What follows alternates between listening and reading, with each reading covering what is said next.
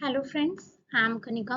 हम अपने आज के इस वीडियो में देखने वाले हैं के नियरेस्ट नेबर एल्गोरिथम का एक एग्जांपल, एक न्यूमेरिकल। लास्ट वीडियो में हमने के नियरेस्ट नेबर एल्गोरिथम की थ्योरी कंप्लीट करी थी, जिसमें हमने ये देखा था कि के नियरेस्ट नेबर एल्गोरिथम के स्टेप्स क्या क्या होते हैं, के नियरेस्ट नेबर में हमारा के क्या होता है, के नियरेस्ट नेबर हमारा काम कैसे करता है। ठीक है, ये सारी चीजें हमने ऑलरेडी कंप्लीट कर ली थी लास्ट वीडियो में। आज के हम अपनी इस वीडियो में कवर करने वाले हैं इसका न्यूमेरिकल, जिसमें कि देखो हमें क्या कर रखा है, हमें दो एट्रीब्यूट्स दे रखे हैं। पहला है हमारा ये ब्राइटनेस, दूसरा है हमारा सैचुरेशन। थर्ड हमें टारगेट एट्रीब्यूट दे रखा है, दैट इज क्लास। इसमें हमें दो क्लासेस दे रखी हैं, पहला है रेड, दूसरा है ब्लू। मीन्स हमें क्या करना है, ब्राइटनेस और सैचुरेशन की वैल्यू के बेसिस पे हमें क्लासेस मिल रही हैं कि भाई वो रेड में क्लासीफाई हो रहा है या ब्लू में। ठीक है, इसमें हमें यही बोला गया कि दो एट्रीब्यूट्स हैं, ब्राइटनेस एंड सैचुरेशन, और टारगेट वैल्यू क्या है हमारी, रेड या ब्लू। हमें इसमें एक नई डेटा एंट्री कुछ दी होगी अभी आगे, जिसके बेसिस पे हमें बताना है कि वो रेड क्लास में जाएगा या ब्लू क्लास में। और के की वैल्यू दे रखी है, देखो स्पेसिफाई करा हुआ है इन्होंने, के इक्वल टू 5। के इक्वल टू 5 का मतलब है कि के की वैल्यू इन्होंने 5 क्या करी, स्पेसिफाई कर दी। मीन्स हम क्या करेंगे, जो भी हमारा भी टारगेट रू होने वाले जो हम आगे देखेंगे, उससे हमारे 5 नियरेस्ट नेबर्स पे हमें बात करनी है। ये हमारे हो गए data point, x1 y1, x2 y2, x3 y3, x4 y4, x5 y5, x6 y6, x7 y7। ठीक है, हमें ऐसे भी आगे एक डेटा पॉइंट दे रखा होगा एक्स वाई टारगेट, जिसकी हमें क्लास निकालनी होगी। तो हम क्या करेंगे, उस टारगेट से इन सब डेटा पॉइंट्स के डिस्टेंस निकालेंगे। देखो आगे देखते हैं। देखो ये रहा, हमें न्यू एंट्री दे रखी है, ब्राइटनेस दे रखी है 20, सैचुरेशन दे रखा है 35। हमें इसकी क्लास प्रिडिक्ट करनी है कि ये रेड में जाएगा या ब्लू में जाएगा। तो हमने क्या करा, हमारे पास ये सारे डेटा पॉइंट्स थे ऑटोमेटिकली। ठीक है, हमें इसके काम करना था, तो हमने क्या करा, इन सब की डिस्टेंस निकाल ली। 40 मीन्स हमने क्या करा, एक डेटा पॉइंट बना जैसे मेरा 20, 35, एक डेटा पॉइंट मेरा ये हो गया, यही जो मेरे को प्रिडिक्ट करना है यही वाला। और एक डेटा पॉइंट हो गया, लेट से मैंने उठा ली पहली वाली रो, 40 और 20। ठीक है, ये मैंने दो डेटा पॉइंट्स कंसिडर करे। अब मैंने x1 y1 हो गया, ये x2 y2 हो गया, तो मैंने वही यूक्लिडियन डिस्टेंस का जो फॉर्मूला हमने लास्ट वीडियो में पढ़ा था, under root of x2 minus x1 का whole square plus y2 minus y1 का होल स्क्वायर। लास्ट वीडियो नहीं देखी है तो देख लो, उसमें यूक्लिडियन डिस्टेंस वगैरह का सारे फॉर्मूलाज हैं। तो हम क्या करेंगे, अभी हमारे दो डेटा पॉइंट्स हो गए, हम इनके बीच में यूक्लिडियन डिस्टेंस का फॉर्मूला पुट करके हमने डिस्टेंस निकाल ली 25। ठीक है, अब दूसरे केस में डेटा पॉइंट यही रहेगा, ये वाला डेटा पॉइंट चेंज हो जाएगा 50-50 में।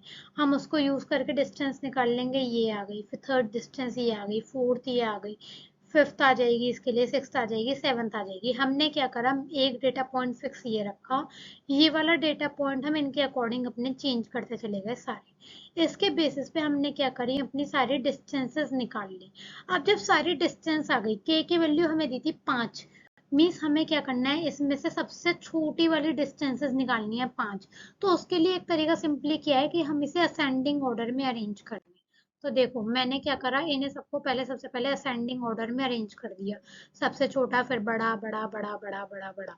अब हमें के की वैल्यू 5 दी थी, तो हम क्या करेंगे, स्टार्टिंग की 5 रोज उठा लेंगे कि हाँ भाई हमें सिर्फ इन पे काम करना है। ये 5 रो उठा लेंगे हम, के इक्वल टू 5 था क्योंकि। तो मैंने क्या करा, देखो ये 5 रो उठा ली, मीन्स ये मेरे 5 क्लोजेस्ट नेबर्स हो गए उस 20 और 35 वाले डेटा पॉइंट से।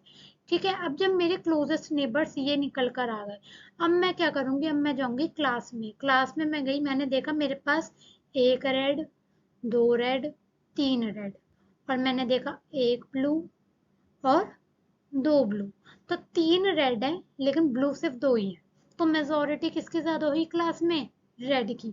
जैसे ही रेड की मेजोरिटी ज्यादा हुई, 5 नेबर्स थे क्लोजर जिसमें कि रेड की मेजोरिटी ज्यादा निकली, तो मैंने क्या कह दिया कि जो मेरी नई एंट्री है उसकी भी क्लास कौन सी होगी, रेड होगी। ठीक है जी। जैसे ही मेरे 5 क्लोजेस्ट नेबर्स निकल के आए, फिर मैंने क्लास में मेजोरिटी चेक करी कि रेड की मेजोरिटी ज्यादा है इन 5 में या ब्लू की मेजोरिटी ज्यादा है। तो मेरे को रेड की मेजोरिटी ज्यादा मिली, तो मैंने ये प्रिडिक्ट कर दिया। वही मेजोरिटी हमने लास्ट वीडियो में ये भी देखा था कि क्लासिफिकेशन के टास्क में हम मेजोरिटी चेक करते हैं डेटा पॉइंट की, के नियरेस्ट नेबर्स निकालने के बाद हम मेजोरिटी देखते हैं फिर उसमें। तो जैसे मेरे ये 5 क्लोजेस्ट नेबर्स निकल कर आए, फिर उसके बाद मैंने इनकी क्लास की मेजोरिटी चेक करी, तो उसमें मेरी रेड की मेजोरिटी ज्यादा निकल कर आई। तो मैंने ये प्रिडिक्ट कर दिया फाइनली कि जो मेरा 20 और 35 डेटा पॉइंट था, न्यू एंट्री थी, उसकी क्लास भी क्या होगी, रेड होगी। तो इस तरीके से काम करता है हमारा के नियरेस्ट नेबर। ठीक है। अब कई बार कोई ये पूछ सकता है कि भाई हम आखिर के की वैल्यू चूज कैसे करेंगे अगर क्वेश्चन में गिवन नहीं है। जैसे अभी तो क्या था, क्वेश्चन में गिवन था हमारे इस न्यूमेरिकल में कि के इक्वल टू 5 है। लेट से किसी न्यूमेरिकल में के की वैल्यू गिवन नहीं थी, उन्होंने कह दिया कि आप खुद से के की वैल्यू जो है कुछ भी ले लो। तो आप कैसे चूज करोगे कि के की वैल्यू 5 रखनी है या 4 रखनी है। तो देखो, वैसे तो क्या है, कोई पर्टिकुलर वे नहीं है हमारे पास इस चीज का कि भाई हमें के की वैल्यू क्या रखनी है। हम कुछ hit and try method use करते हैं, जैसे कि हम ये याद रखते हैं कि choosing a very low value will most likely lead to inaccurate predictions. Means हम ये मानकर चलते हैं कि भाई अगर हम बहुत छोटी वैल्यू लेंगे तो क्या होगा, इनएक्यूरेट प्रेडिक्शंस निकल कर आएंगे। या फिर हमने कोई बहुत बड़ी वैल्यू ले ली तो हो सकता है ओवर फिटिंग की प्रॉब्लम आ जाए, ठीक है, हम ना कर पाए। ठीक है, दूसरा हम एक एजम्पशन लेकर चलते हैं कि हमें हमेशा ऑड नंबर को चूज करना चाहिए के की वैल्यू के लिए। कहा जाता है ऐसा कि हाँ भाई, जो मतलब अब तक देखा है लोगों ने करके, ट्राई करके, तो कहीं ना कहीं उन्हें लगा है कि हाँ भाई अगर हम ऑड नंबर को चूज करते हैं, मीन्स 2 आ रहा है, 4 आ रहा है, इन्हें अवॉइड करके हमें 3 है, 5 है, 1 है, 7 है, इस तरीके के नंबर्स को चूज करना चाहिए। ठीक है। कॉमनली यूज की अगर मैं बात करूँ, कॉमनली हम के इक्वल टू 5 ही ले लेते हैं, क्योंकि भाई ना वो बहुत बड़ा होता ना वो बहुत छोटा होता। 3 भी ले सकते हैं, वैसे 3 भी बुरा नहीं है। ठीक है, तो इस तरीके से हम के की वैल्यू को चूज करते हैं। ये हम कुछ assumptions लेकर चलते हैं कि भाई बहुत छोटी वैल्यू भी ना हो के की, बहुत बड़ी भी ना हो, ठीक है, बीच की सी। तो बेसिकली इस तरीके से काम करता है हमारा KNN एल्गोरिथम। हमने इससे पहले KNN एल्गोरिथम की थ्योरी देख ली, इस वीडियो में हमने KNN एल्गोरिथम का न्यूमेरिकल देख लिया। के की वैल्यू कैसे चूज करते हैं हमने वो भी देख लिया। आई होप KNN एल्गोरिथम का न्यूमेरिकल क्लियर हुआ होगा। कई बार पेपर में आ जाता है, तो इसलिए एक पता होना चाहिए कि हाँ भाई अगर KNN एल्गोरिथम का न्यूमेरिकल आ जाए तो किस तरीके से हम अपने KNN एल्गोरिथम को सॉल्व कर कर चलते हैं। आई होप क्लियर हुई होंगी ये सारी चीजें। Thank you.